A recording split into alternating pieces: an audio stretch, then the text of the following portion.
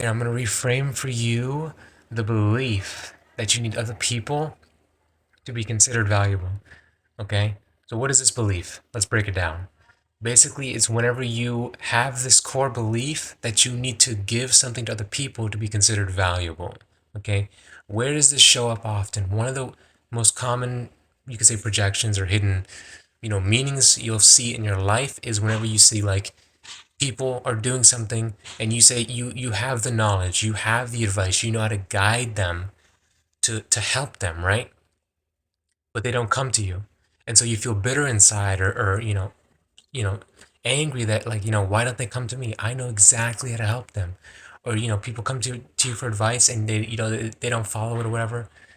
Why don't they, listen to me? It's like part of this is in some ways, sometimes it's ego, but sometimes it's this core belief, which is like, I am only valuable when I give things that are valuable to other people. So you are attaching your value to other people's, perception of your value, right? I am valuable when this person sees that I have the value, comes to me for it, receives it, and then thanks me. It's like, oh, yes, I am now valuable, right? And that's a common belief, right? Or perception. The problem with that is that your foundation for that belief is you don't have the value, right? Your belief is that the value is out there. When you do something, when you give someone advice, when you give them something, when you help them, when you give them a compliment, do this thing, whatever, then you're valuable, right? You see the difference there is that you don't start with value.